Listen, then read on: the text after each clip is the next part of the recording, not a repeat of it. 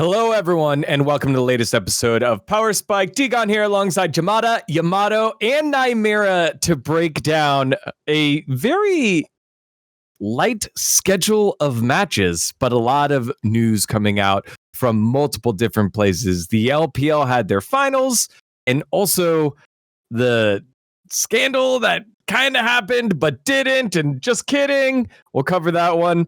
The car crash, American made, not Ford, but America's Cup did happen. And then a pop-off moment there by FURIA on the mic, which was pretty awesome. We'll tackle that one as well. And of course, we've got First Stand coming on up as well. But we start with the revival of something that people missed for a short amount of time. Also, secrets amongst us hosts here on Power Spike. We didn't know this was happening. It's not magic. It's witchcraft. Let's get to it. Yamato, Witchcraft is back. You guys are 4 out of the 5 members of Los Ratones get slotted into EMEA as the 4th seed and played a match literally yesterday as the time of this recording. Talk us through this whole whirlwind from last week, basically. Honestly, I don't know either. I didn't know either. Right. This is happening. Like, I didn't know we had a slot or access to one at all. I thought we got to play in NFC again, but I thought scheduling-wise something was weird. We got thrown into this position, and I think it just comes down to like the players. They were just tweaking just to do something, you know. Like everything ended a little bit abruptly. And I think the best form of content and where they find the most joy is just in competition. And we had an opportunity to bring back like the Los Ratones of last year, in the sense that we got to stream the scrims.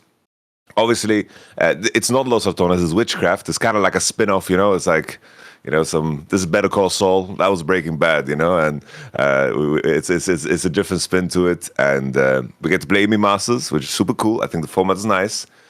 King of the Hill in the group, only one team gets out of the group, and then if you make top 2, we get to play against ADC teams again for the EWC qualifiers. So we are hooked, you know. I think everyone's just addicted to competing, and it's a nice way to, in the transition period for like basically all the leagues starting again. Like there's not a lot going on, so it's like the perfect time to just take a bite-sized chunk out of the league world and just do something with it, you know.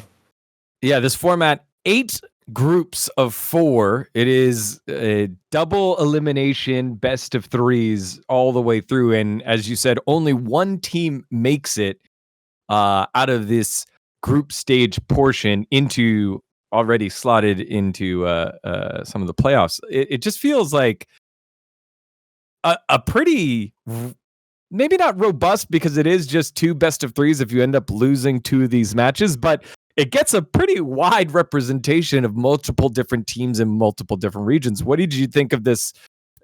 Thoughts on the format? Yamato, you go first, and then Nymaera, let's get you. Yeah, I mean, the format for EMEA Masters has always been, well, for the last like 3 years, I think was when they did like the big overhaul to it, where they kind of extended how many teams were starting to attend. So you always get, like you say, like a very wide variety of not only teams, but then of course, like, everyone gets minimum kind of 6 to 8 games usually. Now it's at the floor, it can be a little bit less if you just like completely crash and burn out. But yeah, it does normally a pretty good job of churning out the best team pretty much always. Even the old format somehow managed to always give us the best team winning the tournament pretty regularly. So not too surprised. This new format, it also just gives us more of the better teams playing against the better teams kind of quicker into into playoffs as well. So I just want to make a comment very quickly. It's funny to hear Yamato talking about you guys didn't know that you were getting the EMEA Masters slot. I didn't know. The boys were aware. I don't know what the hell was going on. Aware. Oh, because I was going to say, because neither did the NLC teams, bro. No, NLC thought they had 4 slots, and one of them got taken by Witchcraft, so they got switched on them. Yeah. Which I can only really say it's just a poor comms thing, because I was always under the impression, pending LR didn't disband, you guys just got to go to EMEA Masters anyway. But obviously, I suppose, and based on what Kadro said on his stream, they went to him, hey, Witchcraft is a thing. Can they have the slot? Yes, and that was the end of the conversation. So, yeah, I just thought I wanted to comment there because there was a lot of talk around, Witchcraft. They didn't participate in the NLC. It's technically not Los Ratones. All of this like really funny discourse. Just for you guys to go and you'll probably do better than most of the NLC teams anyway. So it kind of just is what it is. But yeah, format very, very good. And again, I think, is this the most teams participating ever? Or is this now I think it's like 36. I feel 36. like last year it was only like 32 or something. I'd have to double check. It's in the same ballpark, but it might be slightly more. It's been in the they keep on expanding and expanding EMEA Masters. So in that regard, as ex-alumni, it feels nice to see that. Yeah, and it just when you open the list of the players and the rosters, it's just a ton of guys that you've heard of, and also very fun to see the Korean players that you've also heard of too, just kind of in there as well, bouncing around. You have Din and Bonnie over in S2G, of course, my boy Hero Hype, former Bro Talent, over there from EMEA Esports, was with Wei, who did just move up to LEC. Stend made his way back down, but then French Flair, which has Adam, Natty Nat, Saken, the artist formerly known as Exakick, and Targamas there. You've got obviously you guys are pretty stacked there on LLC. You've got the Power of Evil roster with Eintracht Spandau. I did my best. Please don't butcher me, Europeans. Obviously, the opponents that you're going to play against in G2 Nord. Lots of different talent there. It just, the beginning of the tournament always feels fun, Nymaera, and then there's usually bumps along the way. What do you make of it?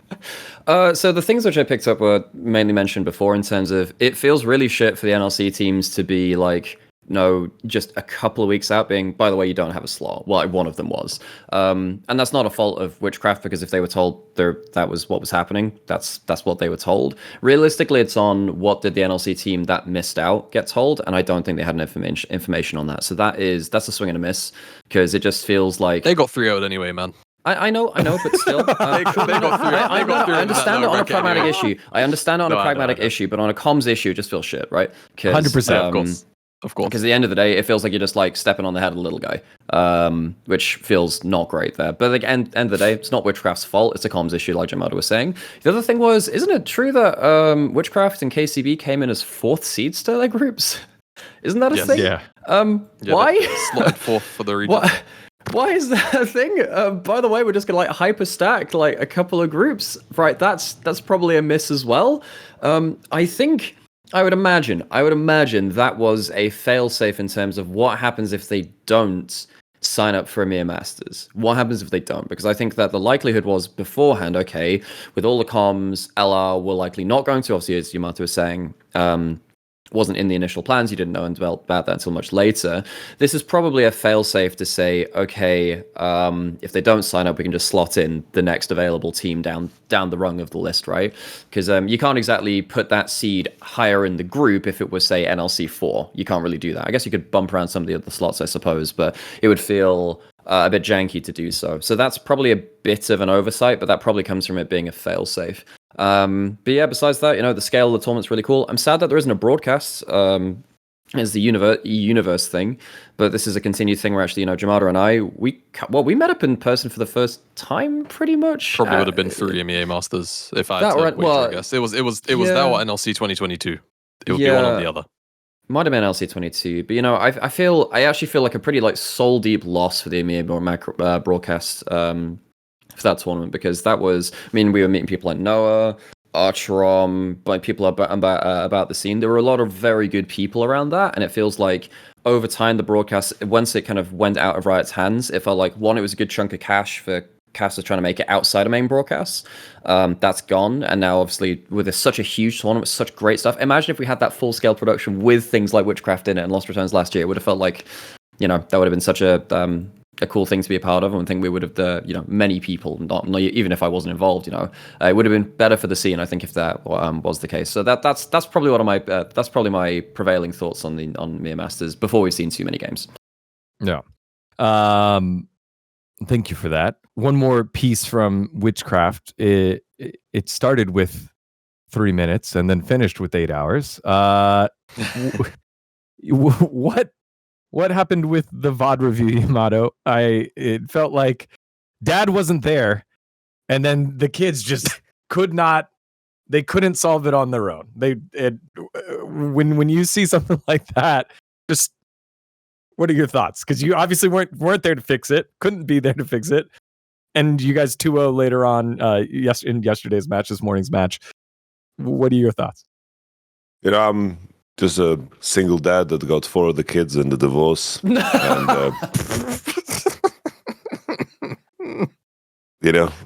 it's just... and, I have a lot of obligations, like I had co-streams of LPL and I had the America's Cup. And on that particular day, I had a Riftbound tournament that was scheduled for a very long time. You're a single dad working 3 jobs? Are you kidding me? You know that scene in The Simpsons of Homer crawling back to like the nuclear power plant? It's like, don't forget, you're here forever. Something like that. No, I was very surprised. Obviously, it's like I understand my role when I'm there. But that was a very extreme case. It almost felt opportunistic from the guys to just drop that shit when they sent it. But I do think it's like a lot of the things around this have already been said. But I think in terms of the discourse around it in the community, I think that as long as you have trust in one another, then only good conclusions can come out of big arguments. Because in most cases, there's something rooted there, hidden behind layers of poor communication. And I can say in the aftermath, when I had like individual conversations with players, already like there was so many steps taken in the right direction in terms of how we should move forward. Already in the next scrim day, people saw the role differently and how they can contribute and where they should pour their energy. Because usually in teams, the number one cause of conflict is people pouring energy into the wrong thing. But as long as people are pouring energy, they are contributing and they're trying really hard. Because at no point during that argument is someone thinking this guy doesn't even want to win. Everyone in that conversation wanted to win, and it's just a question of that skill of how to communicate one another and defining that is a skill, and looking back at what you said and actually reflecting on how you could have communicated something better to get to the point where you wanted is something that we needed to define. But in the short term, it's also about, pour energy into this rather than into this. There's friction here. Let me deal with this and you deal with that. And we've kind of set the mold a little bit better for where people should invest their time and energy, because I think all problems will be solved with this group that we have. We just need to make sure that we use each other's skill set. And I do think in the aftermath now it feels really good. And that's like the main thing. Big argument, no problem, as long as the trust is still there. And I think that everyone's always going to look at it and hyper-analyze and become, armchair therapists. It happens. Yeah, and that was the thing. It was just... that happens when we see a snippet of like voice comms in the toss to a commercial on LCK, LPL, LEC, LCS. But you gave the armchair analyst 8 hours, and it felt like everyone had a take. Who was right? Who was wrong? What an idiot. How does this team work? And it just felt like you, the person who actually dictates what comes out of it, didn't have that. And so I thought it would be interesting to see what that phenomenon was like. So thank you for sharing that. Just one final thing, right, Digon, that I can add. Sorry, it's just it was funny because everyone was spamming me. It's like, you'd have to join the call. I said I will only join if they ask me to join. I'm not going to enter there on my own. Like if they ask me to join, I come in with a lot more force, because I can tell them, you told me to come here. Shut the fuck up. It's a very important detail in terms of how you enter the call. And when I entered the call, we had a massive council there. Natinat was there, Kirei was there, Bro, you lot assembled the Avengers of Priority just showed up. Like, it was crazy. Like Civil War shit from NA and EU. You had like, that late night call was good. That was actually where a lot of the meat and potatoes was, because whilst that initial outburst during the day, like right after the scrim set, was what it was. seeing quite literally what felt like the entire community converge on this conversation for like 2 hours was great. And like you said, Yamo, most of it just came down to a comms issue anyway. Like that was really the crux of the issue. But yeah, sorry, do continue, because again, the Avengers coming to I've got solve it one was thing to great. ask, which I think is really important context. How would you vaguely rate this in regards to arguments which happen in teams? Like, because we don't get to see a lot of this a lot of the time. In teams that you've been on, where does this rate amongst how bad or good it would be? Honestly, I would say like low to mid tier.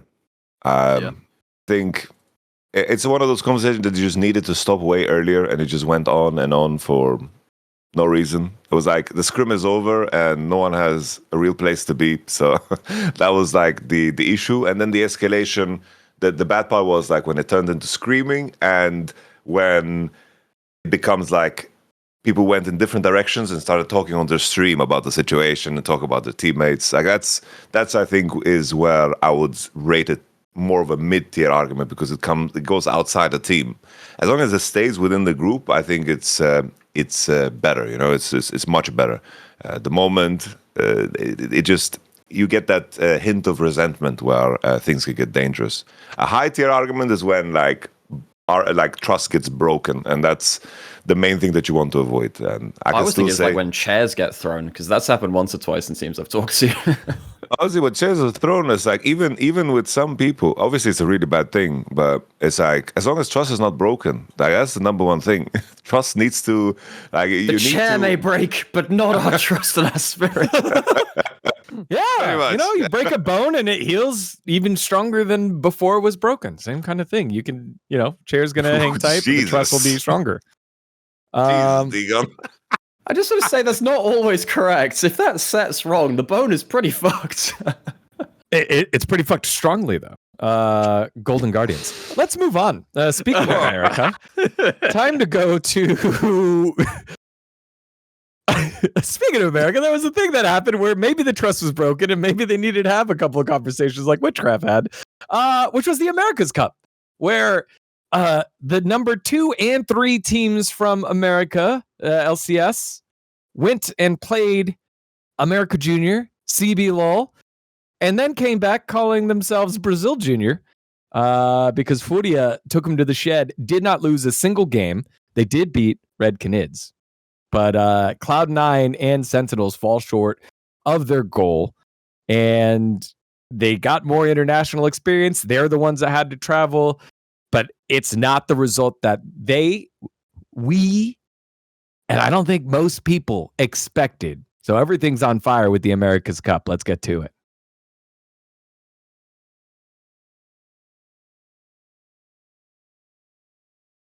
All right. Yes. America's Cup, CB LOL.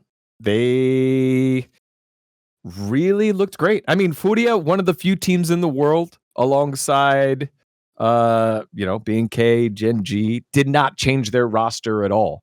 And they looked the part here, Yamata. Like, they looked like the team that should have been probably going to first stand from a macro perspective, hands perspective, discipline in the types of fights that they were looking for. It just felt like they were a step ahead throughout. Yeah, I actually want to just very quickly comment and say that, frankly, people considered the FURIA loss to Red relatively uncharacteristic in terms of the level that they showed up at in that semifinals. I came to learn after the fact, because still very much a tourist in that region. But I think we should be renaming this "Everything's on Fire" from America's Cup to C9. No, like, I think with Sentinels. Did anyone expect them to, like, just de facto make it to finals just because it's NA Brazil? Like, personally, I didn't. I didn't.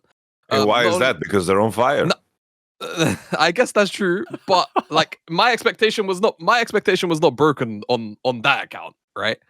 I think the fact that they ended up having to, of course, play C9 instead of maybe like a air quotes bad Brazilian team in lower. You can make that argument. All right, cool, whatever. But I just think C9 in general, it's just the headline, isn't it? Where throughout the entire tournament, okay, first series, they had to travel 22 hours or whatever it was, 25 hours. They're sleep deprived. Like, give them one off. But they almost got reverse swept to red, and that's when the alarm bells really started to go off and go off loud, because throughout that series, not only was the gameplay start to lack, I think throughout the tournament, even like to a degree, like back half, you could make the argument for the finals, right? And their drafting, to me has been a little bit nonsensical / away from the C9 that I became to understand throughout regular season, throughout a majority of the playoffs run. So I'm not really sure what's to say with C9 right now, because from an outside perspective, their confidence looks rocked. Even, they lose the first 2 games to FURIA. I think they were 4K, 5K gold up in game 3, something ridiculous. And then they get caught out. I think it's just on the top side near Nash, and they lose it, and then the game is just lost from that play. Solo.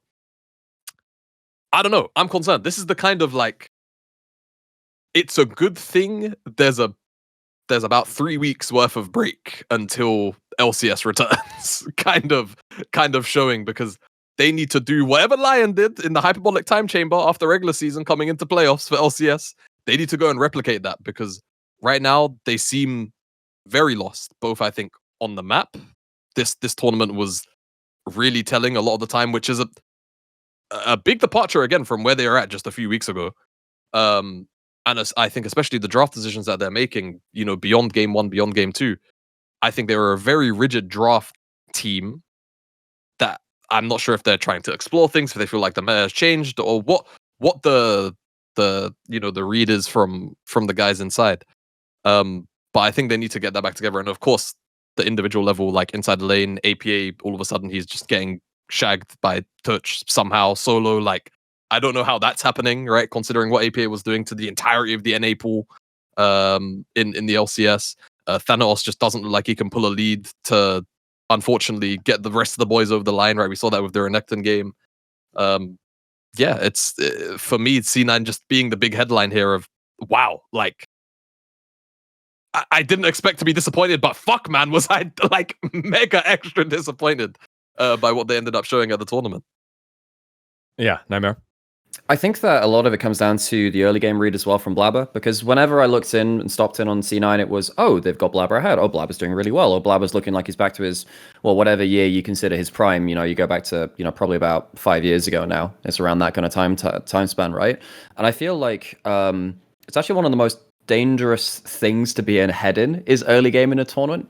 If you're playing through early game on a similar meta for about, 4-5 weeks, eventually someone's going to decode that. And if that does happen, and you rock up to playoffs of that tournament or somewhere else, and someone has been able to decode your early game to the point where that's no longer as much of a factor, and then they have a better mid game than you, for instance, then I'm going to take the mid game team over the early game team, because early game, I think that we've been really blessed by teams like BLG, T1 globally in showing that with a really, really hyper-dominant early game, you can just steamroll a game, never make a mistake, finish it off.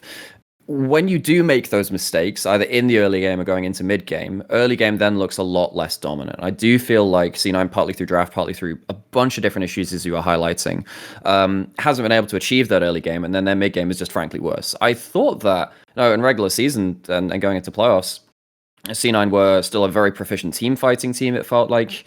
Their carries really knew what to do around dragon fights, and that didn't seem to be a factor either then. I don't think they were picking fights in the right part of the map. So it's this kind of like whole chain of dominoes, I think, from Blabber becoming less dominant because lanes are not as able to support him because they're all individually failing more than they were. I think that teams have decoded them because they had an early read on the early game meta, and they've not been able to keep themselves ahead of that curve. And I think that now it's got to the point where teams have defanged their early game, and then actually we've seen teams like FURIA being a better mid game and late game team, which I just did not expect to this level, given what we saw from C9.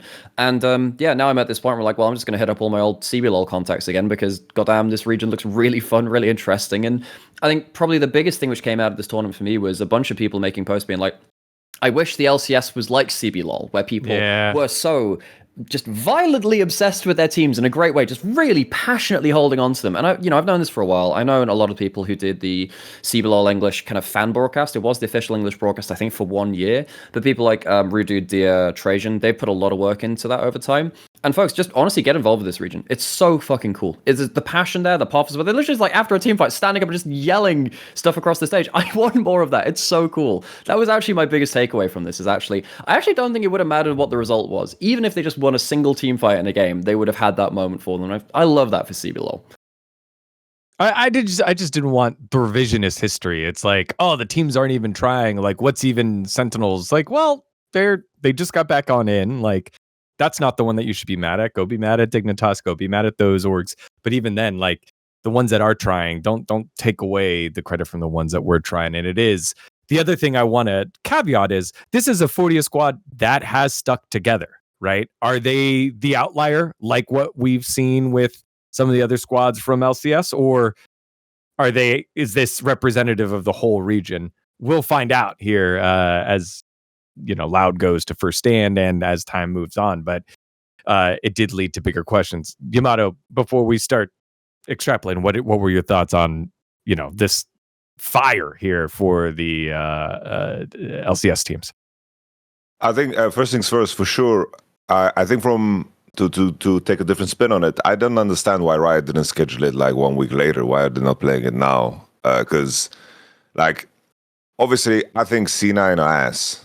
That's my boy Dom. I think his players are really letting him down. I disagree with Jamala's point about the drafting. I think that they were in very, very good positions in a lot of those games to just win. But currently, their individual level is just plain and simple. If there was no nameplates, I would just think, yeah, these players are just bad. That's where I'm at. It's like Thanatos and Vulcan had some redeemable moments, but they are just individually not good. APA, Blabber, Sven, they are not playing good. The only thing that is keeping some moniker of expectation is just their individual level. Already against Lion, they couldn't keep up. So to just get out of the way, I think individually they're just ass, and they need to figure out a way how they get an advantage that is not in the mechanical department, because they won't be able to beat the other LCS teams being okay, I'm going to play this skill matchup against Berserker and try to play better. No, they need to be better at the other things in the game to try to actually win, similar to a Team Liquid when they had a run, when they had a very structured draft. But this is a very difficult thing to do in Fearless. Nevertheless, I do think it's weird that Riot straight up scheduled this right after the final, because they played the final. We got the C9 podcast, for example. I don't know. I imagine they filmed it right after, and then they have to fly. Frame and one. I was, the scale of maps are very freaky. I thought isn't it because of the boot camp for the winners of the tournament? Isn't it that why they had to? That's an MSI, brother. Oh, sorry. It's for MSI. My bad. Yeah. And then the fact that they play the finals, and then next day pretty much have to fly. I looked up the flights, bro. The flights are fucking 30 fucking hours. It's a mess to get from Cali to Sao Paulo. That's a mess. You go to Florida, America's Wang. Yep. You go there at the tip. It's really fucked up. It's actually very fucked up, because I was speaking with one of the CBLOL English guys. He's also, I think, he's part Brazilian himself, or he might be full Brazilian, but he lives in America now. And he was saying there used to be a direct from LA to Sao Paulo, and the only of all the airlines, it used to be Korean Air for whatever reason. They used to do a direct. They don't do it anymore. They just don't do it anymore. So yeah, like you're saying about, you got to globetrot basically before you could get. I guess Korean Air figured out maybe there isn't as much work for Korean Air from Florida to Sao Paulo. I guess, I don't know. Or I guess LA to Sao Paulo. Go ahead. Sorry, Yamato. So all of this to say, I do think that the tournament, America's Cup, I do think that the teams, even if you just compare C9 versus Sentinels, that's the best of 5 that we saw in the region. From both sides, it just looked like it was way lower level. And that's nothing to take away from FURIA, because I think FURIA would beat them even at their best.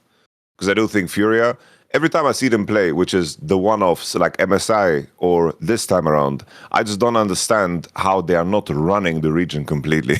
I don't watch CBLOL. I don't do so. But every time I see them, which has been these 2 cases, they are individually super talented. And I've been the doomsayer about the LCS, saying that the moment Inspire gets a job in the LEC, LCS is done, it's cooked, it's boiled, because your legacy players that held green cards are going to retire, and those are the guys that have carried your region for the longest time, whether it's your Impact or your CoJJ or Inspire in this case. Like, the moment Inspire leaves LCS, I think that the region is doomed. What they should look to do is import some of these Brazilian players that are very, very individually talented. Like a player like Tattoo, if he was, on C9, let's say, I think that would be hype, I think that would be hype as all hell. So all that being said, I think C9, everything is on fire for sure. I think individually their level is complete ass. I just think that the major takeaways shouldn't be from America's Cup. Their takeaway should be from Lion. And I'm not saying that they would have beaten... At C9's best, they lose to FURIA too. I just think that in the context of how they need to zoom out and approach everything else, like, they need to strap the fuck in. Because individually, they're not going to keep up with the other teams in the LCS right now, so they need to find a different edge. And I think they need to come to terms with that harsh reality, because they are sometimes playing as if they are mechanically really insane, but the truth is they aren't. Individually, they're just not good. Without nameplates, we would just look at this team and be like, oh, they're just whatever. Yeah, that's the concern, because it felt like the game that they were in was when they flipped the 2v2 mid early, and then they're able to snowball from that lead, and then after that, then you get into some of that questionable decision making that led to the fight around Baron. Then they lose control of the game, and that's that. FURIA is the one that was, usually you have the team. It's the same thing in soccer, football. You have the team that's comfortable in possession, and then the team that tries to play counterattacking. And for the longest time, FURIA was the one that they were the proactive one against the NA rosters that would be able to play structured league. And the roles got reversed here. And it felt like Cloud9 did not know how to play without control of the game. How could they play when they're on the back foot? And instead, they just slowly started losing until FURIA put them to the sword all 3 times to win America's Cup. And congrats to them. It is such a big win. I did want to bring up a little bit of positivity from the doom and gloom. There was the post on Reddit saying, hey, I never get, I'm a fan from Brazil. Don't really get to visit LCS, but we're super excited to have them come. Obviously, during the game, we're talking a lot of smack. But then afterwards, I didn't expect to see a lot of the players come out. But even in both series that the LCS teams got eliminated, they still stayed after. They talked to the fans. I think Huhi got the shout out. Sven got the shout out. Impact got the shout out. And love to see that from the guys. A little bit more of the class in defeat, especially given the fact that there's been a lot of success over the last decade. Good to see that. But it's definitely just a silver lining when the proof's in the match results of not only did FURIA win the games, they looked better. They just looked better throughout. And Tattoo with that big question in Portuguese when he said, hey, please explain to me why LCS gets to send all these teams and we send one. That doesn't make sense to me. And I think that was the other thing. Did anyone consider that before this year when they made the switch? We redid all the different seeds, and we weren't sure what we're doing LCP, because I didn't. Like when we undid LTA South and LTA North, and I didn't think of that at all. Did any of you guys consider that? Well, in terms of seeding, because I think that's been a problem for a little while in terms of with particularly for regions which have less resources, or like the former minor regions. So places like in the past, it was like Japan, Vietnam. You had like PCS, you had CBLOL, LLA. All of these regions combined. Because they are not the premier regions, particularly when it comes to imports. A lot of the teams there which were propped up by imports, which actually CBLOL isn't now, which is incredible for them. It meant it was quite hard for them to hold on to their star rosters. I actually think this applies more actually to LCP than it does to other regions, because they actually outperformed NA across the average of last year. They won't be doing that this year, very likely. And look, Team Secret Wales are a strong team. I think they're pretty good, but they're not CFO, because CFO were just like gold dust. I think that LoL Esports globally does have a problem with how do you fairly seed a tournament taking into account off seasons, which is just not something which the system is really set up to do right now. It's not very bulletproof when it comes to huge roster changes, top teams coming to the end of their run, dissolving. You know, if you had like a FlyQuest situation where well, in the case of CFO, it's a very similar thing, right? Where FlyQuest splits apart, what happens to the strength of that region? Because your best team quite clearly is then kind of falling apart. Team Liquid similarly too within NA. When your top teams in a one-team region start to falter, they have roster changes. Globally, it really does take a lot of work throughout the year to then get the seedings to the correct points again. And it has been a problem in the LoL Esports calendar, fairly and accurately seeding, especially after big regional changes. Yeah, this conversation came up, close to this conversation came up also today when the Amazon Web Services global power rankings came out. Yeah. And there's just no way to do it unless you are linking team score with individual elo of the players, so that when they swap teams, you can then add the elo of the players together, maybe. But even that doesn't take into account chemistry or anything. Exactly. Yeah. I just think that was tough. But yeah, just again, huge success for Brazil and CBLOL, FURIA specifically. And more question marks for the LCS as they then turn their focus into the opening split there, the opening full split there, spring split for the squad. All right. Everything was on fire. Well, you know what's not on fire? Your sleep. Thanks to our friends over at Manta Sleep. You know what, guys? I like sleeping in the dark. Manta, the Pro Sleep Masks, helps you fall asleep. It's fully adjustable, ultra comfortable sleep mask that delivers 100% blackout and breathable side sleeper friendly design. Here, I'm just going to even put it on. Look, headphones off, mask on.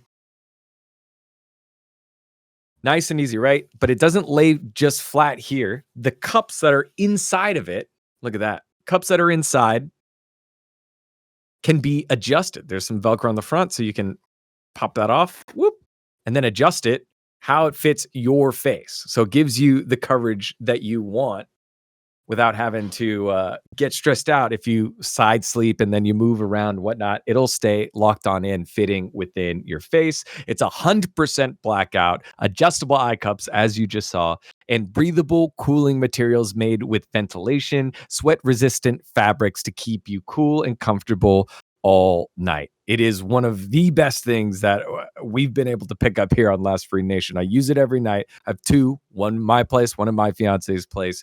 You should go and get yours right now. Head on over to mantasleep.com and use the code LFN at checkout to unlock 10% off your purchase. That's Mantasleep, MANTASLEEP.com with the code LFN to unlock 10% off your purchase. Again, thanks to our friends over at Manta. Love this thing. Use it every day. And now make sure to go pick up yours as well. All right. Well, if you think the America's Cup disappointment and dumpster fire heard around the world was news, we had so much news with so few matches last week. There was this league called the LPL, who they had their finals. They had their semifinals and finals. It was supposed to be the crowning of BLG. Welcome back, Viper. That's where the focus is going to be, right? JDG, okay. You got the upstarts from CFO. That's where we're going to focus. No, that's not where we're going to focus. Well, we'll focus a little bit. But also, the big admission of match fixing came out of the top esports camp from the coach. We're going to dive into that right now in this week's Galaxy Brain Club.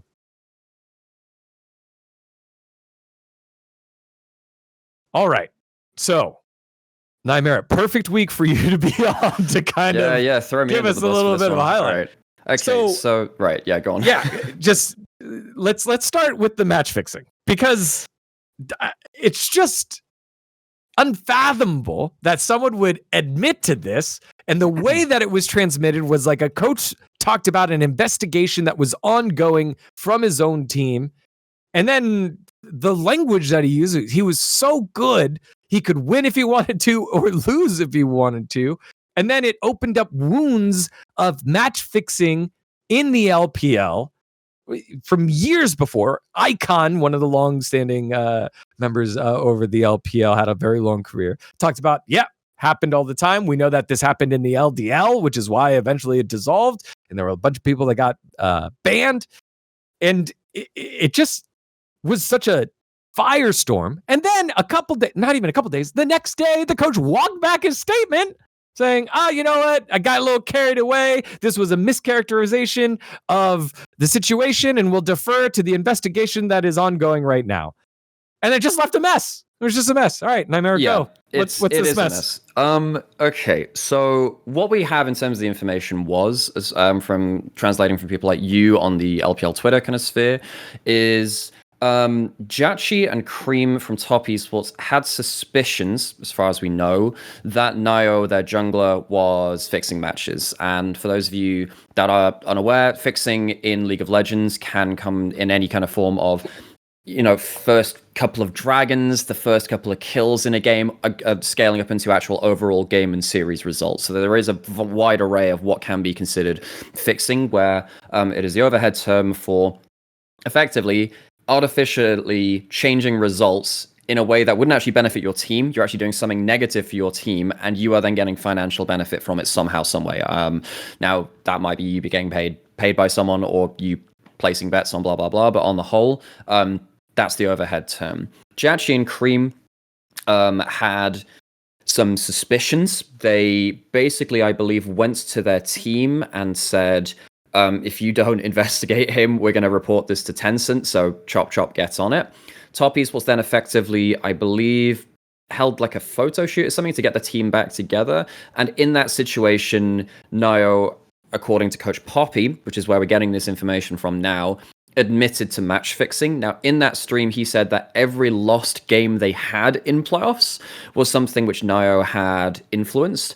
Now, since then, he has walked that back and said he was over-exaggerating. However, whether that is to save face, we can't really tell. But obviously, there's blood in the water now, where it's very likely, and honestly, just looking at the games themselves, it seemed a little off anyway. The thing is, there are loads of games in League of Legends, folks, which you can throw allegations at. Actually having proof of match fixing is not an easy thing to do, because sometimes players are dumb. Sometimes players make mistakes. That's completely reasonable. And just saying that, oh, this guy played so badly, that's obviously match fixing, that's irresponsible, and a lot of the time it's just untrue, because that's, you can't prove it. The reason why this was so shocking and genuinely so devastating is, one, fucking admitted it. If this does hold true, and this does end up, holding up through the investigation from LPL, Tencent, whatever, then that's your proof. He's admitted it. You don't get any truer than that.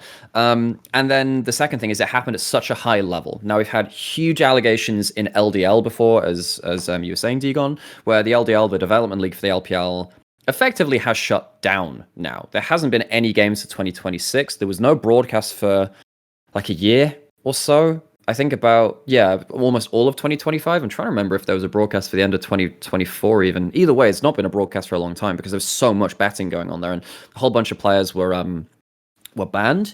And what that meant is that the promising talent went into the bottom teams in LPL instead. And something which I believe some people have, I don't have direct quotes on this, I don't have the actual example of this, but I believe someone was saying that effectively, if you were someone that was effectively pressured into match fixing during LDL, there's a chance that you might be pressured into doing it during LPL, because otherwise they might expose you for the fixing that you did in LDL and ruin your career anyway. So at that point, you're on the hook. It's very, very hard to get out of that system. Doesn't excuse it, but that's how effectively the link between LDL with these huge match fixing scandals may have led in towards LPL. Of course, we don't have the full information on that, but you can see a likely route. And now that LDL is somewhat defunct, that raises the question of, well, where do those players go? Well, they probably go into the lower tier LPL teams, or in the case of, Top Esports, they've replaced jungle support with players. When Nio was on NIP last year, Nio was on, I believe, their Challenger roster 2, Top Esports Challengers, so he was there with the organization before. So it does raise a lot of concerns. It's not like China is the only region in the world which has had match fixing scandals either. VCS effectively had half its player base banned not too long ago. But China had this with Milky Way. We didn't get a confirmation of exactly what happened. It might have been leaking drafts, it might have been something else, but he was banned effectively indefinitely for something along the lines of competitive integrity breaches. We had Bo before that, which I believe was retroactive from LDL, and then that went up to LPL. I don't believe that was fixing in LPL because he won all of his fucking games in LPL, right? So not the same thing there. The fact that this happened, though, potentially within LPL playoffs, when top esports were actually within a good shot of making first stand. They went 5 games versus Gen.G. They went 5 games versus Weibo. And given how the bracket worked out and how Top Esports looks, Top Esports could have fucking made it to an international event. That's the really terrifying thing here. If you're looking at this from Riot Global, you're watching this from LPL in general or Tencent, you're looking here at a team that realistically could have had the most eyes on it because it goes to an international event and had these allegations around them. And that would have been utterly disastrous. That just is just not something you want to have happen. It brings back flashes of what happened in StarCraft when that fell from grace, when you had Apex teams and players being involved in match fixing scandals from StarCraft 2, which, that really brought StarCraft down at the end of the day. That's one of the huge reasons why that esport fell from grace. So, we're still awaiting what's happening with investigations, with what is actually true amongst the murk of this, how much has been mistranslated coming over from Chinese to English. And again, there has to be a caveat put in there that there might be some things which have been mistranslated or misunderstood. But the fact that this has blown up in the way that it has, and the potential it has had to reach such a high level, it is very, very dangerous for the LPL and its reputation and its integrity. Yamato, get in there. I think the like to add, because Nymaera you did a good job covering, I think, all the angles. I think the situation in the LPL and LDL, it's like the extreme nature, especially all the stories we've heard out of the LDL, is that they can put players, like not LDL specifically, but I've heard of players being put in positions where you either fix a match or fix something in any shape or form, or you don't get to even play. Like the involvement on a institutional level. And when that hangs over you, you are then in control, of this player, right? And I can't specify which circumstances, but there's been circumstances where players were under that stranglehold, went against it, and then the evidence is leaked, and then their career is screwed. That has happened, and the level of, let's say, abuse is quite rampant, So I have a lot of sympathy for a lot of these young guys, a lot of these young players, because they get put in impossible situations sometimes. And I can also add, for example, at the LEC, every year they have like these seminars in terms of like educating your players, making sure that you know about these things, and obviously this thing about how you can get approached as a player by random entities that want you to do things. And obviously, Riot, at least in the LEC, have taken like great measures to make sure that they that players are aware of the fact that they would be protected. Because sometimes it isn't the question of only like a player's stupidity. While in the West, that's common, right? It's just like stupidity. It's like, oh, I was greedy and I thought I would get away with it. There's also cases where it's just straight up like, a lot more intense than that, where it can be borderline life-threatening, if simply just life-threatening in some cases where you're put in those situations, because we're talking about like a lot of fucking money in a lot of cases, and it's unsavory money, and unsavory people then get quite involved. And so it's like approaching this, I don't know, the fact that, like just reading between the lines, I think the fact that, the coach came out and said this on a stream and then walked it back, this is like one of those things, when lawyers tell you not to say anything or anything, he just crossed the line. It doesn't mean that what he said isn't true. I don't think.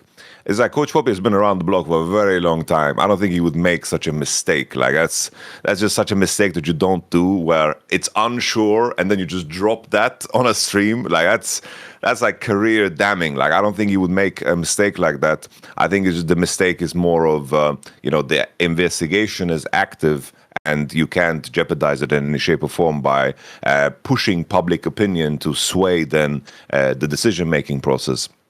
And I don't know if Dave was one of those situations, and now like the fact that he admitted it maybe got to the point where it's like this just weighs too heavy on the guy.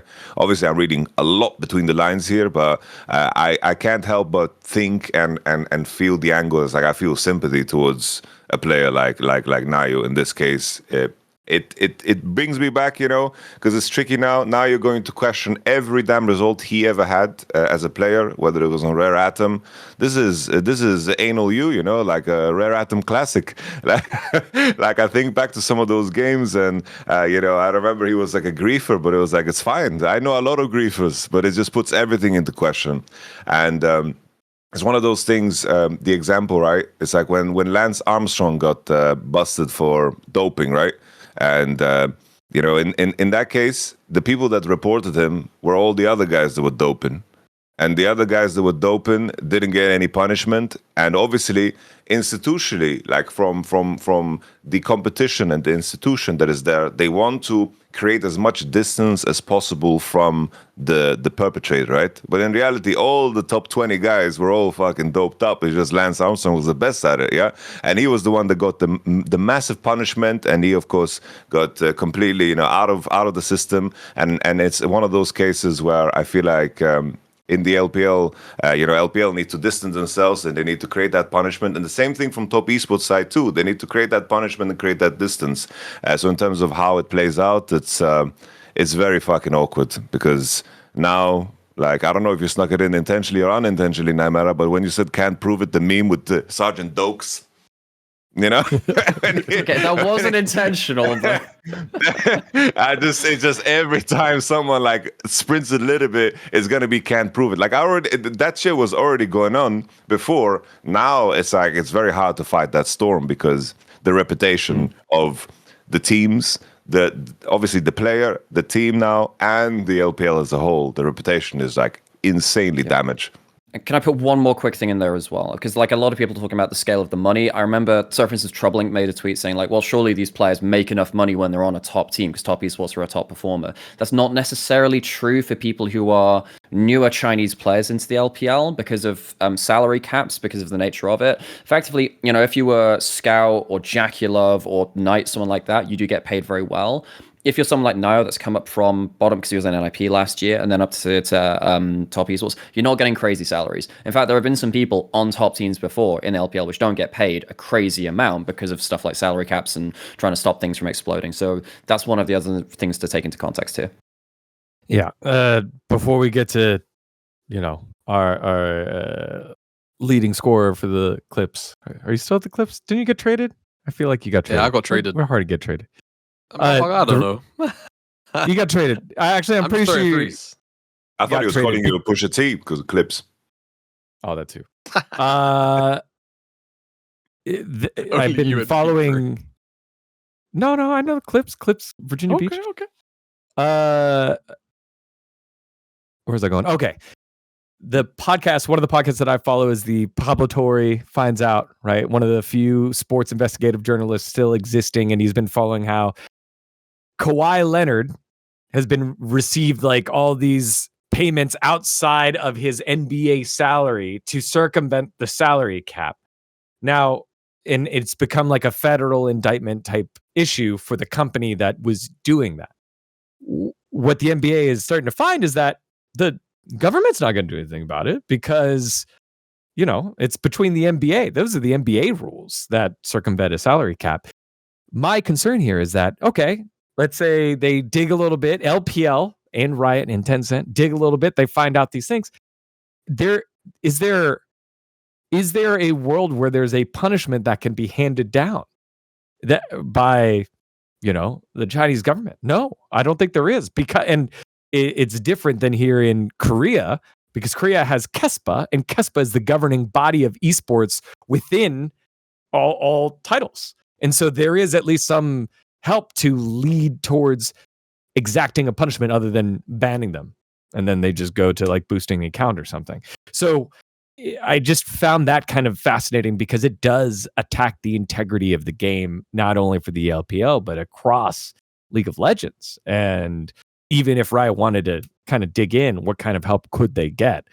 And when you look at a comparable situation here in the States with a player who was breaking the rules of the league and leading to financial gain, the U.S. government can't do anything about it, because it's more of the rules of that league and that contract. So, anyways, go ahead, Yamato. What did you make of all of this mess?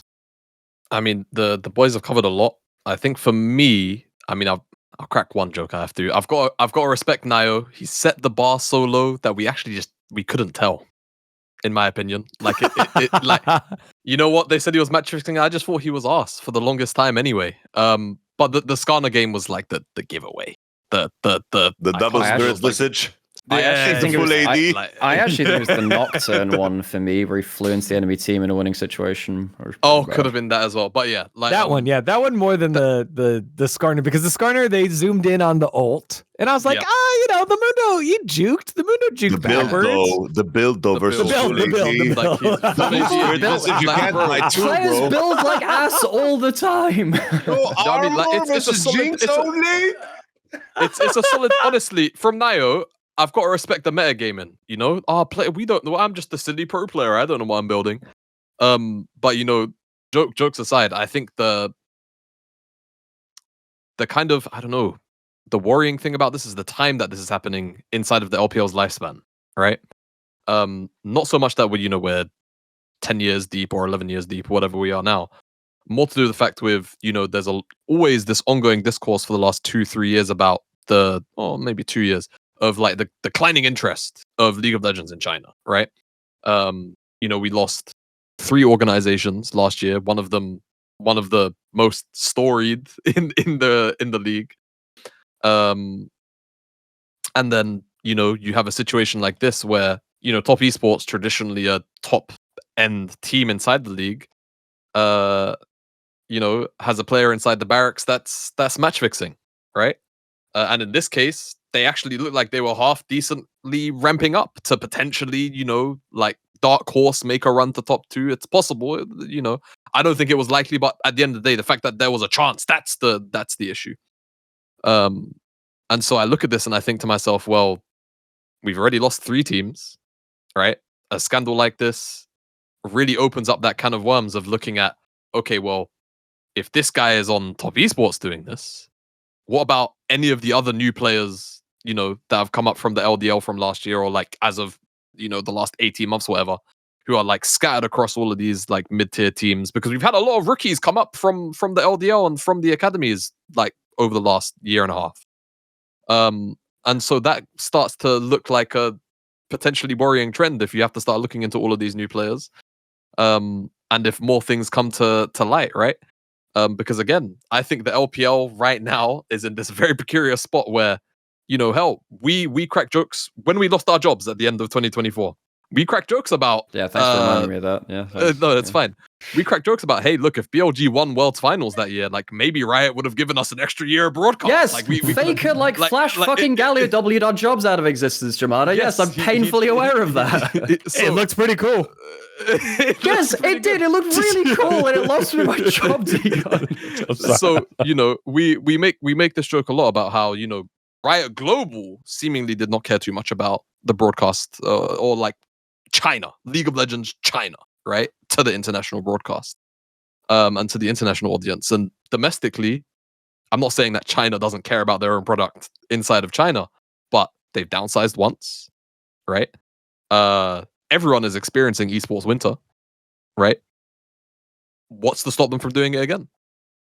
If something like this is going on, this is just another perfect excuse to find a new pathway, a new avenue to potentially end up at that conclusion once more. So that's kind of the worrying thing for me is, match fixing is more common than you think, but like inside of the LPL and the LDL, obviously there was going on. So now I'm just sat here wondering, okay, well, is this the beginning of, a new thread of, well, you know what? It started with Nio, and then we found out, I don't know, sorry, Erha, you were the first young player that came to mind. Maybe Erha was doing some freaky shit in the bot lane, and then, it turns into this whole spiraling network until, again, we're down to 12 teams now, 2027 or 2028, right? So yeah, that's really where my worry is, because yeah, a lot of these young players, like Yamato and Nymaera have highlighted, they're strong armed into it a lot of the time. Or, circumstances are, hey, they're not making a lot of money. They're not, like, they're making close to just basically above minimum wage, like playing League. So some of this money looks borderline life changing for them. So yeah, that's where I look at it, where I just think this can't be happening now at this time of the league's life, because it could be a lot more detrimental systematically than just, there's a couple of match fixes in the league, we can investigate and get them out. This could very easily be used as a reason to downsize the league. And that was my concern. It's like, okay, it's not, let's say it is this nefarious group of people that are strong arming these, the kids to it, especially because it was happening a lot in the developmental league. And it seems that it's, the ones that moved up to the LPL from the developmental league here in the most recent case. How does that get investigated, right? It would require some sort of governmental or like bureau to do that, right? In the States, it was the FBI with they had two very high profile gambling ring like busts recently. It was Operation Nothing But Bet and Operation I think Royal Flush or something like that. And it's just, we know that the stance that has already been taken by the government, which was, hey, we're actually going to limit the amount of video games that you can play. So that's for 18-year-olds under in China. Yeah, correct. Right. And so it's just, it would need to be a pretty big change for something to happen there, unless, that's just what it feels like to me. And it just is kind of a tough and sad situation right now for the LPL teams trying to do it the right way, trying to build a team up from something. If you're a youth that is devoted your time to try and get an opportunity to the LPL, you're like, okay, there's 16 teams, there's an opportunity for me to do that. It gets smaller and smaller and smaller from there. So that was just so much of the fallout, not even opening up some of the old wounds that players were talking about of, this happened a lot. I felt like my career could have gone longer or whatever. So it was just a bummer when we had BLG and JDG playing a pretty solid series, sending two strong teams to the first international event at a time where there is no T1, there is no Hanwha Life Esports, there is Gen.G, but it is a great opportunity for the LPL to take back the international tournament. So let's focus there, Nymaera. BLG and JDG. We could talk the finals, but I'd rather talk the teams and what you expect out of them when we move towards first stand. Well, last time I was here, I was pretty adamant that BLG wouldn't be winning this split because they weren't the best team fighting team within the region. I thought that Anyone's Legend were better at that, and I thought that JDG were better at that too, actually. So I thought BLG, while they'd probably crack top 2, I thought that they'd be in a bit of trouble. Obviously, they've now won, so that's changed some things. So, we're sending BLG and JDG, so let's kind of decode what kind of teams they are. Because if BLG, if they're not a team fighting team primarily, what are they? What they are is a side laning, 2v2 mid jungle burst team, heavy on the skirmishes, early game snowball, brutalize you and don't let you stand up from the start of the game. If BLG are going to beat you, it's through early leads and just by consistent skirmishing. I was actually very impressed by them throughout this entire playoffs and how they avoided the 5v5s mostly that lost them games compared to regular season. Because if you look at regular season, I think that was the Probably the first round robin versus JDG is the best example that springs to mind of a game. It was the game when Knight was on his ears, Hunky was on Ziggs.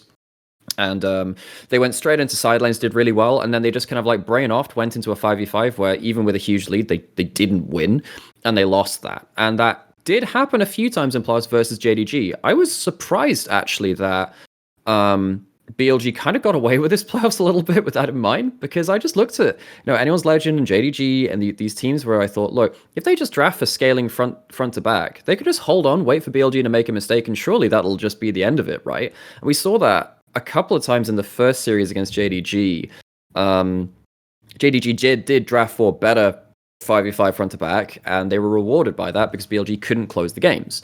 Because BLG very, very good at snowballing ahead, as we were saying, but they're not immune to mistakes. And that is going to be something which is going to be critical to their playstyle, is that I can already make a prediction of how first stand is going to go with BLG and Gen.G. I can see into the future here. BLG are going to play through heavy lanes, heavy skirmishes, burst combos between mid jungle, and they're going to get ahead, and they're going to try and stay ahead of a team like Gen.G, and they're going to make a single mistake and the entire pyramid is going to come down. I'm sure it's going to look really good for a little bit, but I think they're going to make a single mistake, and against teams like Gen.G, who are just so ruthless, it won't last the whole game. Now, I have been hearing that BLG are doing very well against Gen.G in scrims trying to play like this, that they've actually been doing very well against them in 2v2 scrims, in 5v5 scrims, and they're causing Gen.G some issues. That doesn't... Scrimbucks... The conversion rate, the exchange rate for Scrimbucks to actual moolah on stage is not that high. It's all good when scrims are much more scrappy, much more fast and loose, where this kind of gameplay does tend to be more successful. Everyone knows that from any team that they've been on and watching scrims. They're just more fast and loose because the pressure isn't there. I think on stage, BLG will not be mistake-free enough to make that work at first stand. But I do think against other teams, I think they're just going to brutalize them so much that it won't matter. So that's how BLG play. And what I find really interesting is JDG are just not the same kind of team. I think that JDG made a huge mistake in finals, actually, by the first 2 games of that series, trying to play BLG's game with more early game, less frontline, much more about snap engage and burst combos. And BLG were better at that, and they got stomped in the first 2 games. Then, of course, they started to bring it back in game 3 when they went back to their old front to back 5v5 style, which is where JDG are really, really successful. The way that JDG look at their best is with dominant 2v2 bot lane, a game plan where Gen.G can call the shots from ahead and scale into 5v5 front to back. It's actually just a very, very easy blueprint for them. Without even mentioning the solo laners, I think they just pick comfort and they just pick for the front to back as well. The interesting thing about JDG is how reliant they are on Gen.G, though. Now, I don't always think Gen.G is their best player. He is, however, always their most important player. If he's ahead, the team looks coherent, they understand what to do. If he's behind, the team does not have enough experience in shot calling and calling the game plan from behind the game to replace what Gen.G loses when he's behind the game. If you look at God, which was the Jarvan game in finals? Was that game 2 of finals? Where he gets completely ass blasted. Like, this guy was just completely out of the game, and he's the only engage on a Jarvan into a Poppy. Like, that shit's not going to fly. Now, the draft was already hard at that point, but I think it's exemplified even more that, look, I think Vampire has maybe even been JDG's best player of the playoffs. I think he's really worked on his consistency. He's had some real high highs in terms of his team fights and his laning. He's been really good. But what he doesn't have is when Ginger falls behind, Vampire can't be the guy making the solo engages. He's just not that kind of guy. Where he is a good engage player, but I don't think he's the guy that wants to be going in with everything on him to make that engage. I think that JDG really start to fall apart when Ginger goes down, which is going to be really interesting to preview a lot of these very strong junglers at the event. When you're looking at like Inspired, Skewmon, Canyon, you've got these really cool junglers just hanging around. I mean, Raptor's really good too, right? And I wonder if a lot of that comes down to jungle matchup, because Ginger is so good from ahead and so poor from behind. They're very different teams. BLG, very scrappy, very 2v2 through mid-jungle, very side laning, skirmishes rather than team fights. JDG, laning presence, yes, but it is all on that scaling 5v5 front to back. I like that you bring that up. When Gen.G falls, there isn't enough, I guess, experience on the roster, because the next most experienced person is Gala at the AD carry role, and generally, your AD carry isn't also your shot caller because they've got to be mechanical on top of it. So I find it, insightful there that it is Gen.G kind of leading the way there.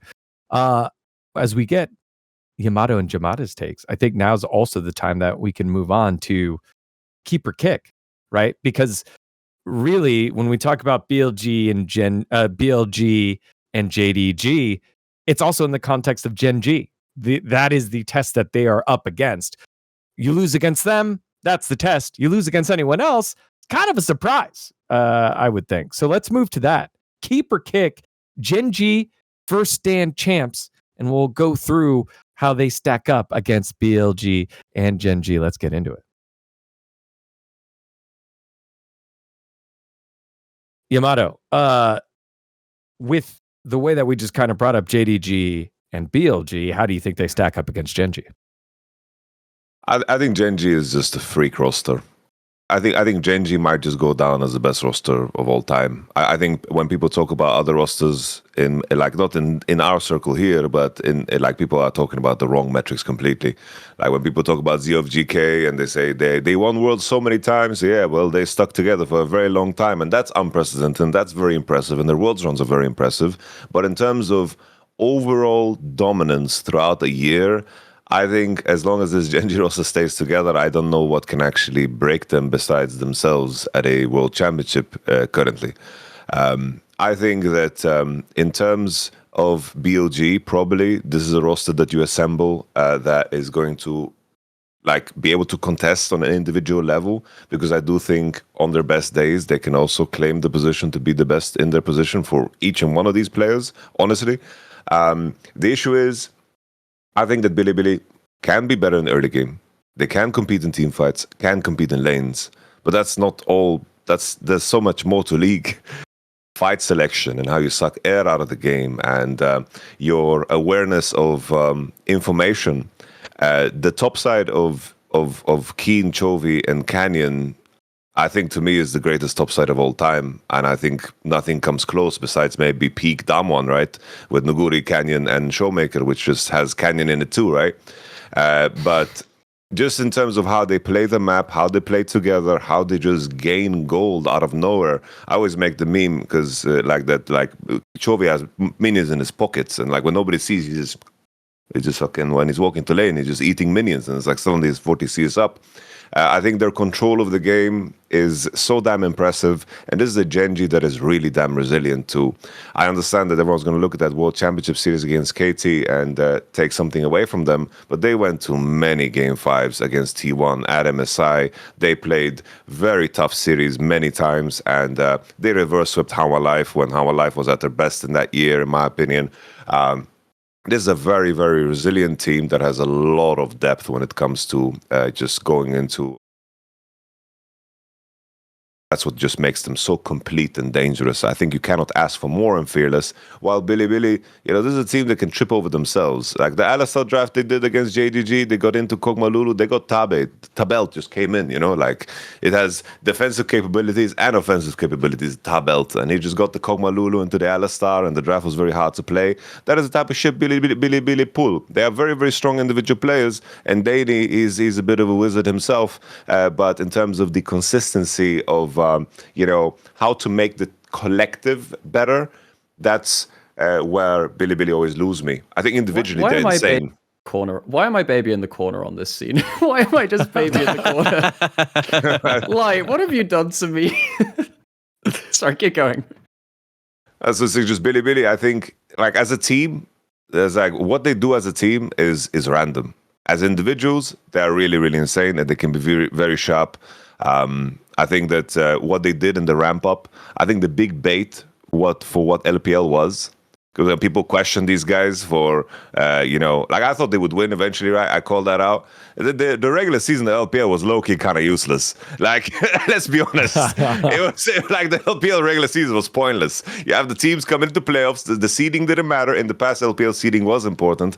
But to come back to the main question, I think Gen.G is going to win this tournament. I think it would be freaky if it wasn't the case. Bilibili can take a game, can take 2, 3 is a little bit too much, especially because it's double elimination. Gen.G needs to lose 2 best of 5s, which is a really big ask. And I didn't even mention JDG, but these guys are very loose. But I think that, JDG as a team I think that Tabe, in terms of drafting, you can maybe call out JDG and BFX as very, very strong drafting teams in my mind. Maybe that's an edge that you can have, but those are tricks that you can maybe only pull once, and a lot of data is there. And I think the inconsistencies of the players, the high highs and the low lows, I think that over time, the lows are going to appear because the field from Korea and, of course, Bilibili, they have individual players that can take over games. Like Gala cannot do the mistakes he did against Bilibili, against any of those three teams, in my mind. Or Junja can't overreach, or, Hongkyu can't push on the wrong side of the map and just get trapped when he has full information. Like, this is not allowed against the top three teams. So Gen.G, for me, should be the winner, 100%. Yamato, what do you think? It's hard to budge, man. It's hard to budge. I mean, the only other air quotes close to realistic would be Gen.G. Would be JDG, right?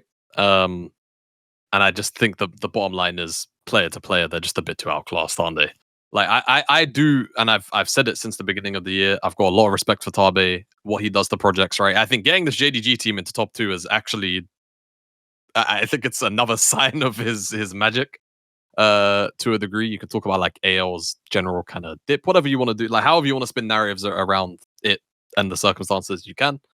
But I still think JDG as a team, probably our smartest, probably generically speaking, smartest team. You can, I think, take away some points because of Junja's volatility, right? But to me, I look at the tournament right now. It's hard to make an argument against Gen.G. It just is. I think that overall, like Yamato was saying, their top side, pound for pound, is just maybe the best ever. And it's not like the bot side is anything to turn up your nose to, right?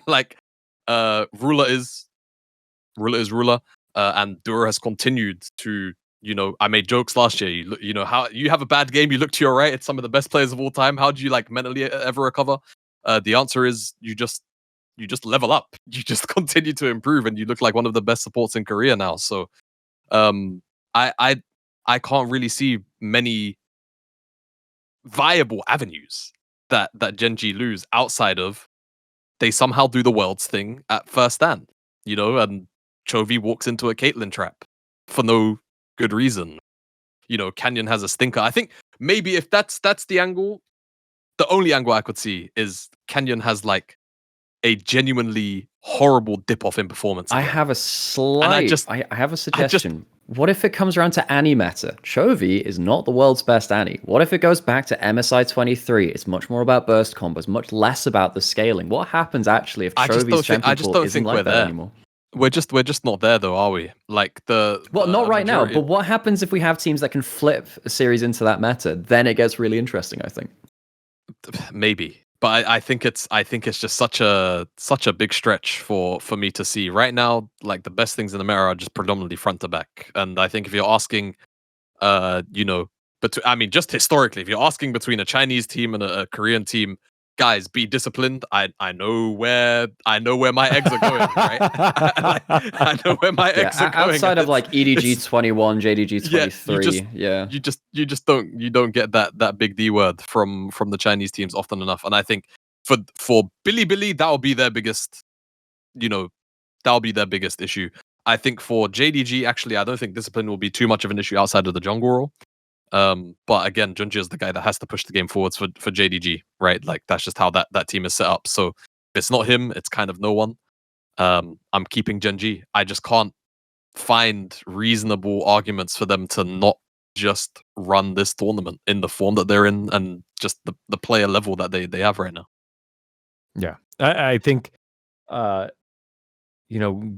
even though it's not as well-known team coming out of LCK as the number 2 seed, especially for the LPL squads, it is a Raptor and Diablo team. So the strengths that I think of when I think of BLG, it's okay, Viper's there. He can at least provide some of that stability and that tell everyone what the discipline would be and be your insurance if you go late. and then you have the facilitation of the jungle through Gen.G for JDG that gets canceled out by Raptor, who I will continue to take credit for. This was my third team All Pro LCK vote last year. Sorry, Peanut. He had a little bit too much of a dip. But yeah, Gen.G just is a complete team. You bring up Canyon, but in the past he's had those issues. But this year he's been one of the, if not the best performing member of the team. Like he's been right spot, right time. And then you take a listen, or we've had the chance to take a listen to some of their comms, and they are calling out everything before the fight. Everything before the fight. And then the fight happens and then they clean it up. Like, I think maybe it's bot. Like, if you're bot, like, I think can break a hole into Ruler, but because Ruler has fallen behind, but then he knows what to do when he's behind. He knows what to do when he's ahead. He knows what to do if he's behind within lane. And that's the only time that's kind of happened. Diablo's been able to do that to him. But then Diablo with the lead didn't know where to go. He didn't know how to be in the right spot, felt the pressure of needing to make the plays. And that's how they lost in their both series that they played against. It's funny you even bring that up, because one of the, like, obviously Ruler's very tenured as a player, but the most memorable setup that I remember Ruler in is the JDG 2023 roster, because throughout that entire year they were practically infallible, right? And unless they played Weibo, very fun. Unless they played Weibo for whatever reason, like Weibo, just like they got the voodoo dolls out, you know, like they took they do a Jose Mourinho, they take a trip to Nigeria one time. They did that same thing to Anyone's Legend 2 playoffs in a row, by the way. That team is not normal anyway. Carry on. So Ruler is used to this falling behind nonsense, because I remember MSI 2023, one of the things that made JDG the scariest was you would actually see them holistically fall behind 5, 6, 7,000 gold at a time in some of these games, because their early games weren't that good a lot of the time, like against the best teams. The problem was their team fighting, right? And because it was, you know, a Felios, Zeri, Jinx meta, who do you think was the driving factor in all of those games? Piloting out games from 4,000, 5,000 gold, 7,000 gold down. You know, so even in a situation where you can put a player like Ruler behind, he's got the chops, as we already know for one anyway, but he's done it in those circumstances on repeat to win an international before. So I don't know. Again, all of these things, you just look at the history of these players, it's just they shouldn't lose. They just shouldn't lose this tournament the way it's set up. Yeah.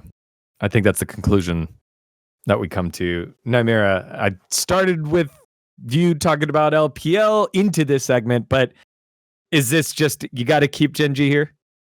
I mean, it would be such a ridiculous upset if they did lose. Like, you can try and find the golden path and say, like, okay, well, you know, maybe if the meta goes this way and actually BLG play a really flawless game and they can kind of just, like, somehow keep their discipline, maybe that could be the difference.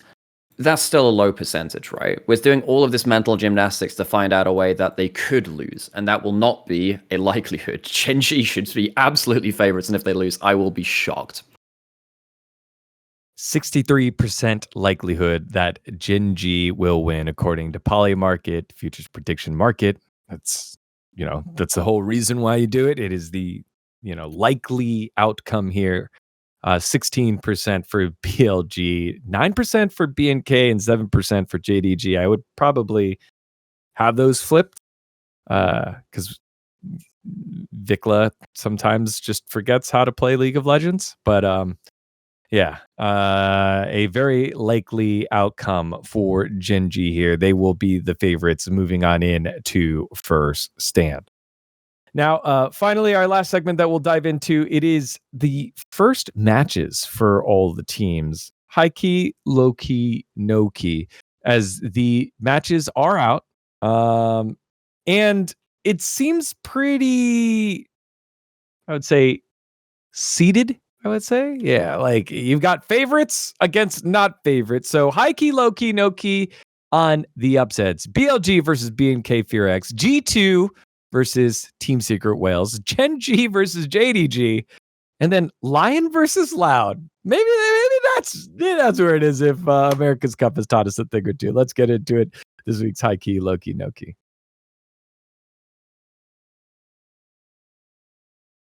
All right. So as it stands, we'll start with the one that is least likely, according to our friends over at Polymarket.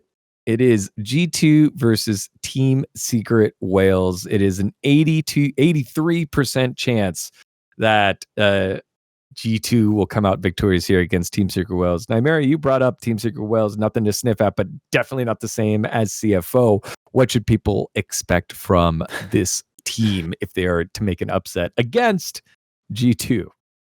I got to really catch up with Estian about this team because I'm going off of vibes and the fact that G2 have a really awkward past history with Vietnamese teams. And Oh my God, okay, that's what we're going off of? I'm just saying, look, G2 are a team which are, look, the way G2 win is they're the best early game team within Europe. I think that as the game goes on, they show more cracks in their play. So the question is, kind of much like a team like BLG, and by the way, if we see G2 BLG in this tournament at all, that's going to be a really fun matchup to decode, and especially because Skewmond, I think, is so important to their play. If G2 don't come in with an accurate meta read, and it just comes down to fist fights through laning strength, I think that Skewmond has to be the guy to carry them through that early game because he's been so important to them. I'm actually a little bit worried for that bot lane in the 2v2, though. I think Hans and Labrov in 2v2 were exposed a couple of times, I think, throughout LEC playoffs, and Eddie and B have had pretty good track record down there. I think that it is, just based on the numbers we're seeing right here, I don't think it's going to be nearly that one-sided to G2. Now, would I favor G2 still? Yes, I probably would, because I think that Skewmond is just a freak of nature. This guy is incredibly good at League of Legends, and I think that Caps, if he hits the right form, is very, very hard to beat. And I think that a player like Dyer for Team Secret Wales, previously he was... Actually, no, I'm not going to connect. I'm not going to commit to saying he's one of the weak points, actually, because I don't have enough track record on him. But I do think there's going to be more even than these numbers suggest. I think that Team Secret Wales, like any good Vietnamese team, are going to come out with a lot of strong skirmishes early on. And if that upsets G2's early game, they have a problem. All right. Where do you put them, though, on the upset scale? High key, low key, no key? So hang on. So just to clarify here, high key, low key, no key in terms of chances the of it lower being a team win? making the upset, yes. Okay, lower team making the upset. Well, based on these numbers, I think it's high key. I think of the ones that we see in the first round, this is the one where I'm like, yeah, this could be a real upset. This is probably the highest chance of an upset, I think, in the first round. All right, then give us your low key and no key upsets. Okay, low key, JDG Gen.G. I just think that the playstyle diff is just, Gen.G are too good at if JDG fall back to front to back team fighting, they're just playing against a better team. I think that's just a no key for me. And then kind of like in the middle, I guess at that point it's Lion versus Loud, I suppose. But I don't have I say that just because of America's Cup. I guess BLG BFX, it's more about whether Raptor can get one over Shun early game. If that happens and BLG can't rely on their mid jungle burst combos, then BLG maybe get dragged into actual team fights later where they can lose. Now, do I expect that to happen? I think that's a lot. I think that's why it goes into the middle ground, right? Because I think that BLG are still a very strong laning team. I think that Bin has been really fucking good in playoffs actually too. He's actually started to pay off the resources up there. So yeah, I think in terms of high key upset, I think that Secret Wales can take a series over G2, especially compared to the numbers. Do not be fooled by that. Low key, I think that Gen.G, they're just a better archetype of what JDG wants to do in the front to back. And I think BLG BFX is such an inconsistent team and such a flawed team in the 5v5s. I can at least see a world where BFX win, but I don't think it's going to be likely. All right. Yamato, give us your high key, low key, and no key. Start with the no key. Which one's a lock? I think Gen.G winning is a lock, right? With everything we said, that's a no key for sure. I think the low key, I could see a world where BFX beat BLG. Just structurally, I think BLG, like BFX is a team that I think has similarities to JDG, but I think that they have weaker solo laners. So I think in terms of what they offer, I think BFX is more consistent than JDG, but their solo laners are just, I just, the matchup there that is tough is Vikla versus Knight and Clear versus Bin. I think that's a very tough one to get into, especially when we saw Bin, what he did to Xiaoshu in the finals, for example. Like, this is the meta where Bin should be good, where you play in isolation and lane phase matters more than anything.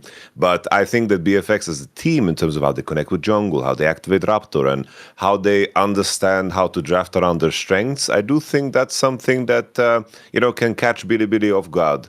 But I do think Bilibili is a favorite, but that's going to be my low key. And then my high key, I say this with knowing a lot about Lion, knowing a lot about Furia, and knowing very little about Loud, but considering they won, I can see a world where this is the opposite that happens.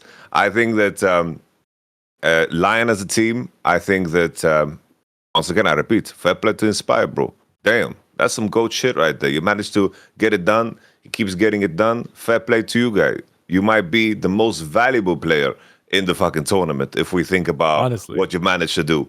Because I was rating junglers the other day. It's like, in terms of jungling, I think there's better junglers than Inspired in this tournament. But I don't think any other jungle could fly into Lion and do what he did. I don't think Canyon does that. I don't think Skimon does that. I don't think Raptor, Shun. I don't think these guys, bro, they're going to look left, look right, and be like, yo, this is the opposite of what Yamatoa said when he said, look left, oh, damn, I have goats. He's going to look left and right and say, yo, I want to go home. But Inspired just gets it done. He just brings the value. But I do think that they should beat Loud by everything, I imagine. Just because still, it's like, even though I like to rag on Lion, I still think Berserker is really damn good. Saint mechanically very good. I think Dokla adds to the image. Notice how I don't mention Isles, so we're just gonna leave it at that. But okay. if there's an upset to happen in my mind, because I rate G2 quite highly, this is coming from a position where I have very little information on Team Secret Wales and Loud. I do think I think it's more likely that a Lion loses than a G2 loses. Damn. All right, get in there, Jamada. Well, based on what's on the line, I have to no key Lion and Loud, don't I? Like, it's just what it is, isn't it? Look, we've got Inspired. Viva la Mexico. As for my low key, That's it. Yeah. As for my low key, I'm actually weirdly low key on G2 Secret Worlds. I don't know why. I've got this mild gut feeling that for some reason we're just gonna come into this matchup and just shit ourselves for the first best of 5, and then be on hard mode for the rest of the tournament, obviously having to go through the lower bracket. Who's shitting This themselves? one's just- I don't understand. This one's just. But doesn't G2 Loki mean it's not going to happen? The upset's not going to happen? Low-key is like there's a slight chance that it might. There's a slight Yeah, there's a dark slight chance it happens. Okay, right. Yeah. So I don't worry, I've not fucked up this one. So that's where I'm at. I just feel like at times, right, we've seen such such low floor and such high ceiling from G2 that you like. Yes, they ended up running playoffs, right? Fantastic. We got the G2 domestic job done, right? How many times have we seen this one before?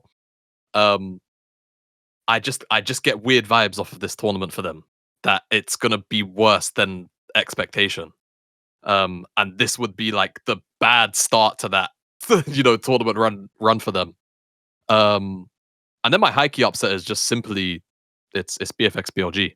I just get the heebie-jeebies for BLG with Korean teams, man. I could see BFX beating them in a best of 5. The clear issue obviously is, well, it's Clear and Vikla. It's the solo laners, right? The 1-to-1 level is obviously going to be problematic. But frankly, I think if BFX play a game where, it's Raptor gets to run the show and it's like playing into bot very consistently, and they don't fall for the BLG shenanigans. We've outlined BLG strengths quite well, right?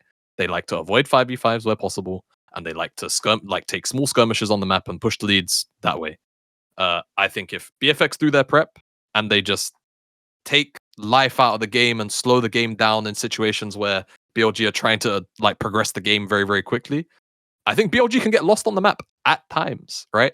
There is the on factor, isn't there, in that? And just remembering yeah, that. like, look, I always veer between being an on hater and an on lover. It's been a while. He does make that since quite easy to do. And he makes that very easy to do. It's been a while since I've seen him have a good international performance, man. You know, like, we could be due, or we could just be on the exact same tracks that we were, you know, for the last 8.5 months plus. So, for me, that's my high key. I feel like BFX could I'm not going to say easily, but could take this series against BLG if, frankly, I think if they play in a way where they're expecting what BLG should be looking at in terms of strengths, which is, again, it's those smaller skirmishes, right? And just trying to progress the game in a way where they don't have to take 5v5s. They don't have to like fight in front of objectives like constantly. They would much rather just go and take a dive on the opposite side of the map, etc. You know, as much as I like trying to extrapolate the matchups between players that have played against each other, Lion and Loud down on the bottom side of the map, Bull versus Berserker, although both teams were in the Rise group, Hype was getting the matches. Bull didn't get too many matches for the Bros last year. The Bulldozer was his bro nickname. On the opposite side of the schedule, with Viper against Diablo, where Diablo probably is the hypest prospect in the league other than Smash, they also did not do battle because Viper was on Hanwha Life Esports in the Legend group, and Diablo and Kellen were leading the league in double kill or in bot kills. They were leading the league in duo kills down against everyone in the Legend group, but they were in the Rise group, but they were doing that before they split into Legend and Rise. So really they haven't played too much together. So if On has a stinker, that is the strength of this team. And then that could also be where it gets turned on their head because, all right, we're going to play through bot. Now Jin knows that's where I need to focus early on. Once we stifle that, then everyone else, Bin is going to fist Clear. It Clear has no say in this. It's just how much Bin wants to give it to him. And then it depends if Good Vikla shows up. I think if Good Vikla shows up, I think he actually can hang with anybody. He proved it this year, and that was very exciting for them. But really, it's can the bot lane get going, and how long can Clear take it if there's going to be an upset? But I like the points that you bring up as a high key because there is a little bit of weakness there. And my no key is Lion versus Loud, man. Like you've got two former bros on Loud. I can't trust it. You know, bros within LCK, totally fine. No. It's funny. Young.G was on loan anyways. Both those guys were on loan. They were step pros. Dude, it's funny. What have you just said, Digon? What are we saying? What are we saying? It's funny, you know, you bring up Young.G as well, because I think that... No, you get back on camera and you answer for yourself, Digon. Young.G will be the guy that will mess up the game, because if there was one thing during Loud's run in playoffs, or the two series that I got to watch, is that, like, Young.G does not strike me with confidence on champions where he has the go button. Yeah, like, I feel like they look like a better team when, you know, either the whole comp is for that, or, you know, Redbird is kind of the primary engage, and then you kind of look for secondary, right? Or you're on like the easy Orianna Nocturne, or, you know, you've got a Rakan and you're playing like Jarvan or whatever. Like, that's fine, but anything with a little bit more nuance, I think Young.G really struggles. And actually, I want to give a shout out, even though Dokla is kind of known as like the neutralizer. I want to give a shout out to Loud's top laner, because Shino, he was taking dookies on everyone in that league, and he's young. Like, I think he's 19, maybe like coming up on 20. Mechanically, he was born in 2007. Yeah. Oh, yeah. Great! He was born in the same year Halo 3 came out. Incredible, man. He's 19. I don't feel ancient. No, it's fine. Really, it's fine. No, it's okay. Dude, why did you say it like that? Yeah, no, he looked really good, both on carries and off carries. I think just very flexible. He even pulled out Akali into Gwen. Like, I think I can't remember what the whole draft was, but I remember that specific game, and he just ran the top lane matchup, and then subsequently a lot of the game off of getting the lead that he did from that matchup too. So shout out to him. That could definitely be an avenue for Loud, but I'm still no-keying it. Like Lion should still be able to handle these boys well. Yeah. Well, I like that Yamato's analysis was heebie-jeebies, shitting pants, and then sticking to his guns because of the bet he made last week and now regrets it. I love that, Yamato. Thank you. I don't regret it at all. Listen. Okay. All right. Let's outline it. Let's outline it one more time. What's the outline of the bet? So I am with Lion. Yamato is with G2. Whichever of the two teams goes the furthest. So if Lion goes further, then Yamato has to call me king until MSI. And if G2 go further, the king bet? Him Nice. king until MSI.